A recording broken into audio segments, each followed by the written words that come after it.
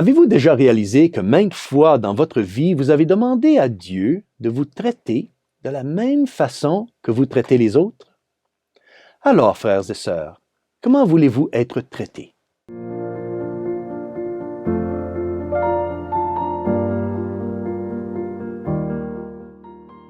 Au nom du Père, et du Fils, et du Saint-Esprit. Amen, chers frères et sœurs. Salve Marie, et bienvenue au commentaire de l'Évangile pour ce dimanche. Il existe une coutume bien ancienne dans l'Espagne catholique.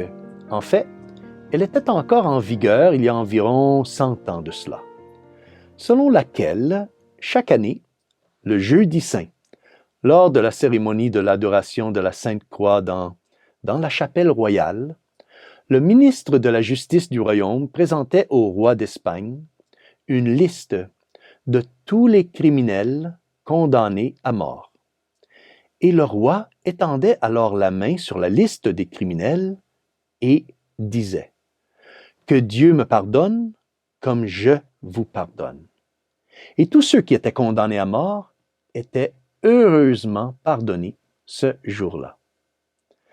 Cette belle coutume est née de la profonde influence de l'Évangile sur la civilisation chrétienne. Et cela reflète parfaitement ce que nous demandons chaque jour lorsque nous aussi, nous prions le Notre Père. Lorsque nous prions et nous disons ces belles paroles, « Pardonnez-nous nos offenses, comme nous pardonnons aussi à ceux qui nous ont offensés. » Chaque chrétien demande constamment à Dieu, dans le Notre Père, de lui pardonner, dans la mesure où il pardonne aux autres. C'est la prière que le Seigneur lui-même nous a enseignée. Cela signifie que si nous pardonnons aux autres, nous pouvons également nous attendre à ce que Dieu nous pardonne. Mais, frères et sœurs, et attention, le contraire est également vrai. Si je ne pardonne pas aux autres, eh bien, je ne serai pas pardonné, moi non plus. Et c'est ce que nous rappelle aujourd'hui l'Évangile de ce dimanche.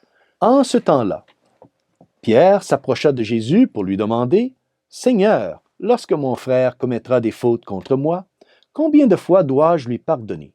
Jusqu'à 7 fois? » Et Jésus lui répondit « Je ne te dis pas jusqu'à 7 fois, mais jusqu'à 70 fois 7 fois. » Pierre, l'impulsif, voulait maintenant jouer le sécuritaire cette fois-ci. Le maître, enfin dans ses enseignements et dans ses homélies auprès des apôtres et des disciples, avait souvent parlé d'amour et de pardon. Combien de fois une personne pourrait-elle pardonner à une autre? Sûrement pas plus que 2 ou 3 fois, pensait Saint Pierre. C'est pourquoi le Saint Pierre maintenant donne ce chiffre pour lui très exagéré de 7 fois. Bien sûr, Saint Pierre ici parlait des délits graves, ceux qui peuvent briser des relations, qui briser des relations pour toute la vie. Et alors notre Seigneur, qui a toujours fixé un standard de perfection plus élevé que tous ceux qui l'ont précédé, a donné à Saint Pierre une réponse tout à fait surprenante. Le Seigneur lui dit « Je ne te dis pas jusqu'à 7 fois, mais jusqu'à 70 fois 7 fois. » Saint Augustin, avec sa sagesse caractéristique, souligne que notre Seigneur Jésus-Christ fait ici allusion à son propre pardon, accordé à toutes les générations de l'humanité. Pourquoi? Parce que l'Évangile de Saint Luc donne le nombre de générations depuis le Christ jusqu'à Adam comme étant 77. Notre Seigneur y fait donc allusion dans l'Évangile aujourd'hui, comme pour nous indiquer que son pardon s'étend à tous ceux qui veulent l'accepter, passé, présent et futur. Mais notre Seigneur parle aussi concrètement de notre propre pardon envers les autres. Le nombre 7 était un nombre symbolique dans les temps anciens et signifiait comme un temps infini, un nombre infini.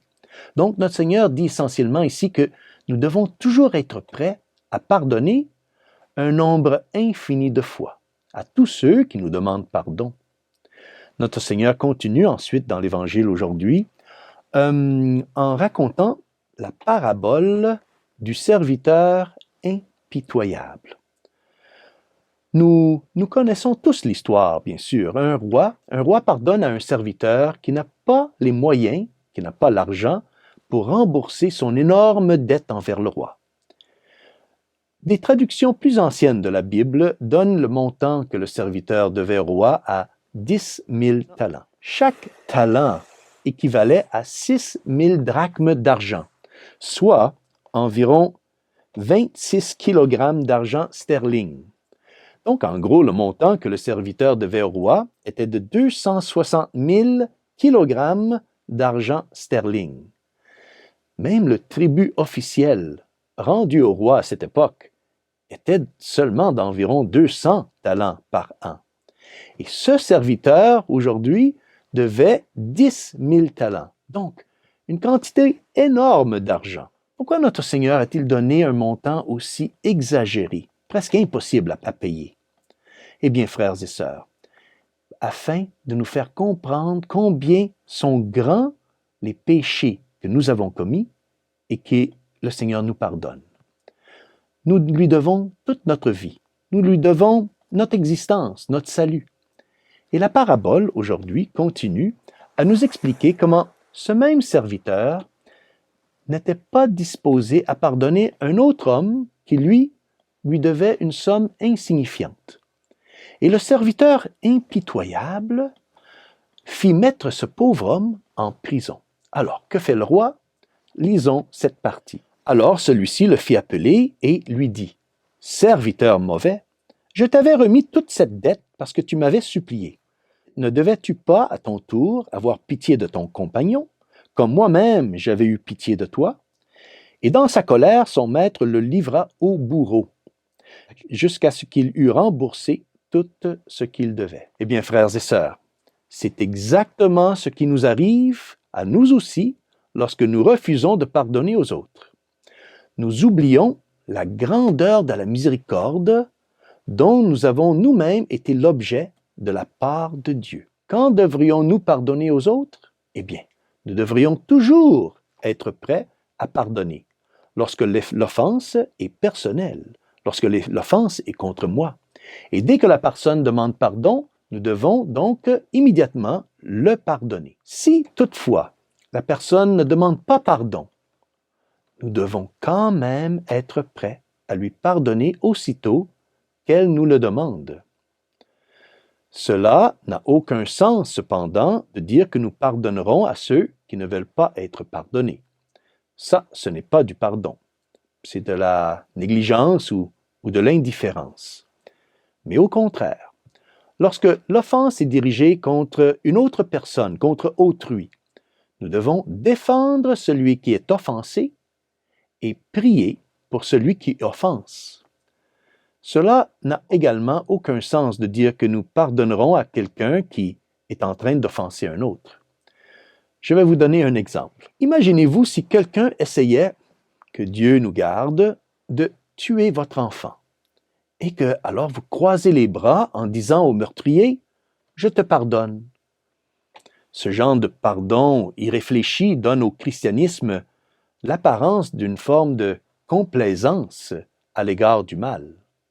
Ceci n'est pas la façon chrétienne de pardonner. Il n'y a aucun passage dans l'Évangile où le pardon ou la miséricorde signifie que nous devons être indulgents envers le mal. Non. Alors, demandons à Notre-Dame aujourd'hui de nous aider à obtenir un esprit de pardon qui est prêt à pardonner à notre frère chaque fois qu'il nous le demande et chaque fois qu'il nous offense. Mais s'il offense Dieu, demandons aussi à Notre-Dame de nous obtenir la grâce de le corriger par amour pour Dieu. Et surtout, frères et sœurs, demandons à Notre-Dame un amour ardent pour le Seigneur, qui, aujourd'hui malheureusement, est tellement offensé par les nombreux péchés du monde. Et que Dieu Tout-Puissant vous bénisse, au nom du Père et du Fils et du Saint-Esprit. Amen. Salve Maria!